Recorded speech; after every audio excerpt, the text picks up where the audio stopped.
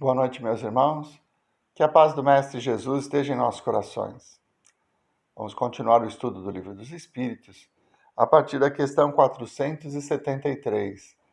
Nós vamos falar de possessão. Possessão, na linguagem comum,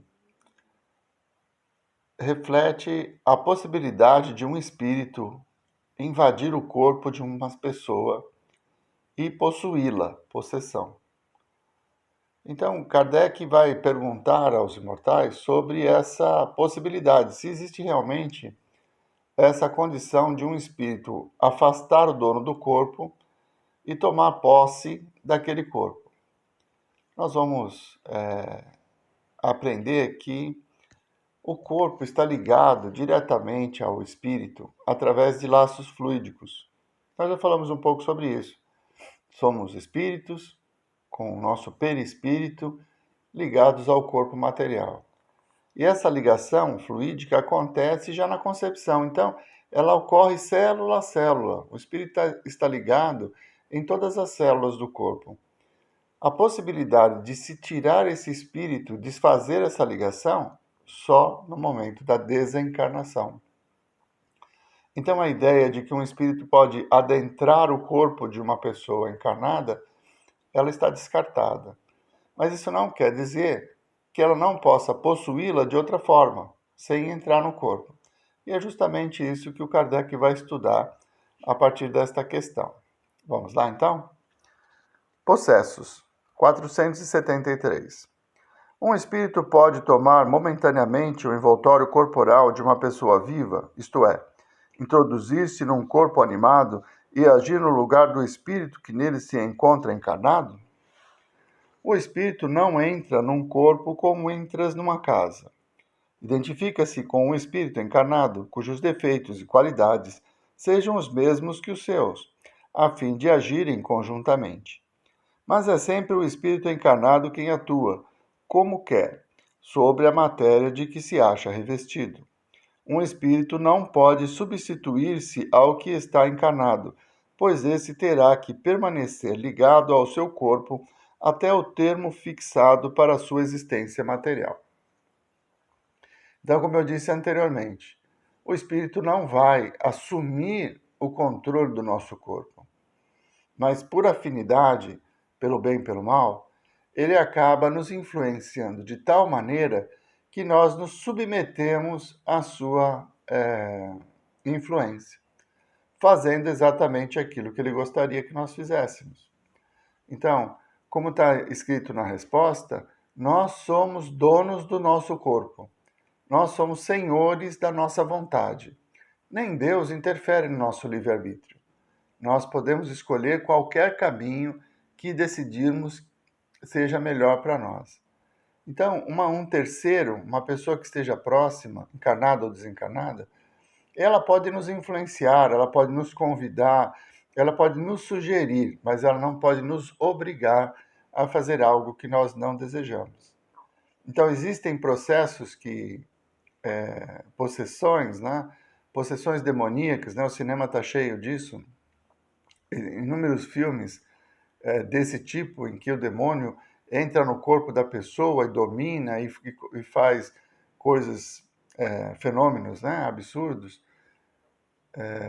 Existem muita imaginação fértil sobre isso, né? Porque seria uma situação em que nós perderíamos o nosso livre-arbítrio. E o livre-arbítrio é uma lei divina, que não pode ser quebrada. Então, o Espírito vai nos possuir através das ideias. Nós entramos em comunhão com ele.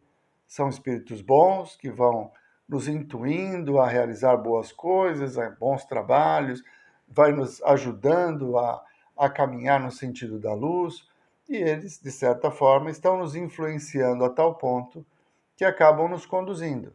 Mas a decisão final de fazer o bem é nossa. Senão não teríamos mérito nenhum. Seríamos como uma máquina que é conduzida por um operador. O resultado da produção dessa máquina seria a eficiência do operador e não a máquina em si. Percebe que essa ideia de que os espíritos nos influenciam, como a gente vem estudando ao longo das semanas, ela é muito evidente, mas que, em última análise, somos nós que decidimos nosso caminho. Então, alguém pode possuir o outro? Pode. Eu gosto de citar o caso de mulheres que são subjugadas pelo marido. Ela tem uma sensação de culpa, uma situação de dependência tamanha, que ele a agride, ele a espanca e depois diz a ela que a culpa é dela, e ela acredita nisso. Então, essa situação de subjugação, ela vai acontecer enquanto a mulher se submeter a isso. Quando ela disser não, isso vai acabar. Então, a vontade final, a decisão é dela.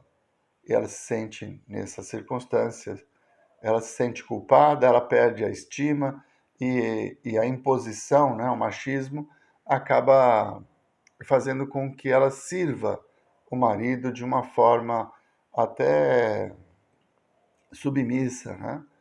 Sem vontade própria. Ela tem que ter a vontade que o marido tem.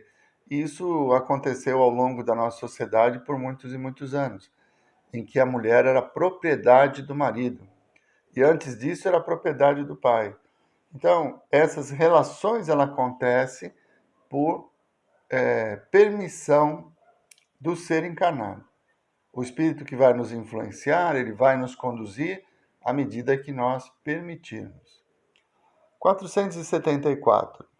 Se não há possessão propriamente dita, isto é, coabitação de dois espíritos no mesmo corpo, pode a alma ficar na dependência de outro espírito, de modo a ser por ele subjugada ou obsidiada, a ponto de sua vontade vir a achar-se, de certo modo, paralisada?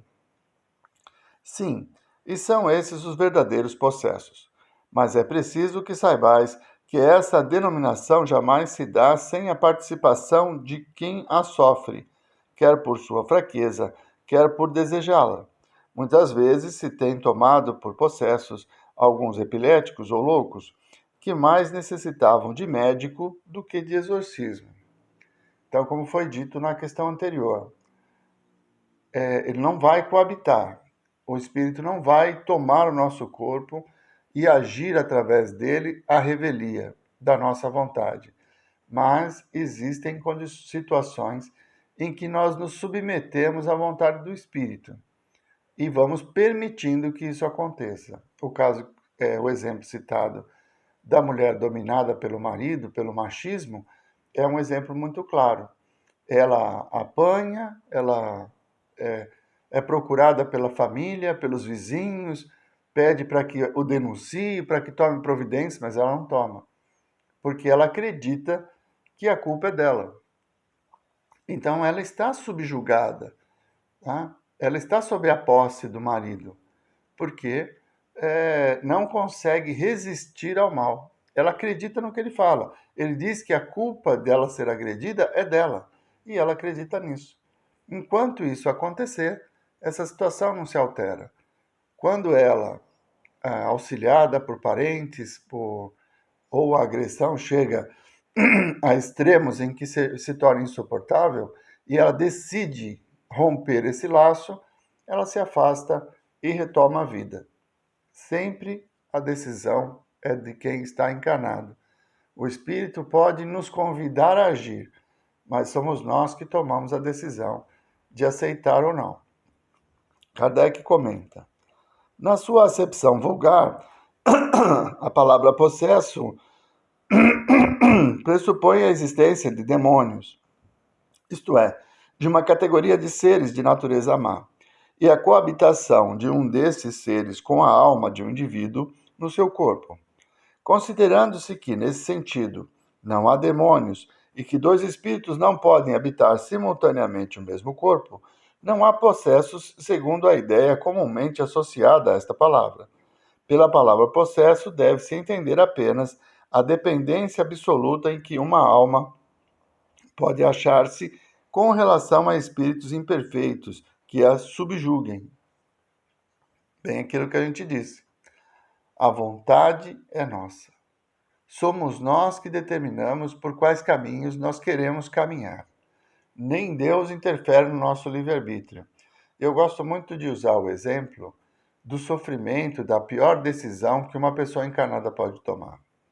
Quando ela perde a esperança a ponto de acreditar que a morte é a solução para o seu problema e busca no suicídio a fuga dessa dor que a incomoda tanto, nem nesse momento, que vai gerar um sofrimento atroz, porque aquele que já tem um problema, que não consegue, não suporta conviver com ele e destrói o próprio corpo, acaba adquirindo um novo problema. Então, o suicida é um espírito em sofrimento. Ele, ao desencarnar, ele se depara com uma situação de remorso, de arrependimento, porque percebe que a fuga que ele tentou realizar não deu certo e que agora nem o corpo ele tem, além de ter feito as pessoas que o amam, que estavam à volta dele, entrar em sofrimento. Então, esse é um ato que nós consideramos como uma alavanca de sofrimento. Alguém que comete o suicídio está comprometendo de uma forma muito forte a sua encarnação e, por isso, um sofrimento muito grande. E nem nesse momento Deus, que é amor e bondade, interfere. Ele permite que tomemos essa decisão impensada e que, através da sua misericórdia, vamos resgatar pelo sofrimento para aprender os valores da vida e desenvolver a fé que nos leva a solucionar os problemas e não fugir deles. Então, eu gosto de citar o suicídio como um ponto em que, sendo Deus misericordioso, e se tivesse acesso, iria interferir. Tá? Não teríamos suicidas, porque o sofrimento que advém disso é muito grande. Então, para evitar esse sofrimento, Deus interferiria no nosso livre-arbítrio. Mas nem nesse momento ele interfere. Lamenta, né? Os nossos espíritos amigos, o nosso espírito protetor vai se lamentar, vai nos intuir até o último instante para mudarmos de ideia, mas a decisão final é nossa. E muitos são os casos em que, infelizmente, o espírito sai pela porta do suicídio e encontra um sofrimento muito grande. Vamos em frente. 475. Pode uma pessoa, por si mesma, afastar os maus espíritos e libertar-se do domínio deles? Sempre se pode sacudir o jugo quando se tem vontade firme.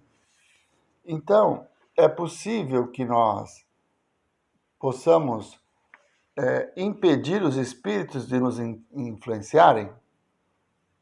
É possível se tivermos vontade firme. O que significa isso? Sermos senhores do nosso livre-arbítrio. Então, o espírito vem, nos intui, ele deseja que nós façamos algo que vai acabar nos prejudicando, mas nós, com a firmeza de vontade, dizemos não, eu não vou fazer isso. Discuta, brigue, consuma esse tipo de produto, entorpecentes, bebida, tabagismo, é bom para você, você vai se sentir mais leve, você vai se libertar das prisões, né? E vai se tornar uma pessoa alegre, feliz. E você olha e diz, não, não quero. Somos senhores da nossa vontade. Então, a influência dos espíritos vai ocorrer à medida em que nós aceitemos essas sugestões. E às vezes chega num patamar de dependência que nós nos sentimos conduzidos, nos permitimos conduzir por espíritos que estão ao nosso redor. E isso chama-se subjugação. Até na época do Kardec, quando foi escrito esse livro, usava-se a palavra possessão, como posse. E tem o mesmo sentido. Mas à medida em que a decisão é nossa, nós estamos subjugados. Então, nós oferecemos a nossa vontade, oferecemos o nosso poder de decisão para que outra pessoa nos conduza. Então, estamos subjugados a ela e não possuídos por ela, na ideia de que um espírito pode roubar o nosso corpo. Isso não vai acontecer. Muito bem, estamos chegando ao final. Na semana que vem, nós vamos continuar o estudo ligado ao processo obsessivo mais intenso, que na nossa época, nesse momento, chamamos de subjugação, e que na época do Kardec ainda era chamado de possessão. São situações em que a pessoa se deixa conduzir por outra pessoa. Então, pode ser uma subjugação de encarnado para encarnado, de desencarnado para encarnado, de encarnado para desencarnado, tem uma série de nuances aí nesse processo, porque todos somos espíritos e estamos sujeitos a esse tipo de influência. Mas, como foi dito na questão anterior, é a nossa vontade que determina para onde nós iremos. Vamos à nossa prece? Mestre Jesus, nós vos agradecemos, Senhor, por mais esses momentos em que pudemos ter convosco. Que as vossas bênçãos se derramem sobre nós, nos fortalecendo, para que diante do conhecimento tomemos posse da nossa própria vida. Não nos deixemos levar por influências nefastas e nos permitamos conviver com o vosso Evangelho, nos empenhando pela vontade em colocá-lo em prática, para que a vossa luz ilumine o nosso ser. Muito obrigado, Mestre Jesus. Muito obrigado, meus irmãos. Uma boa noite a todos.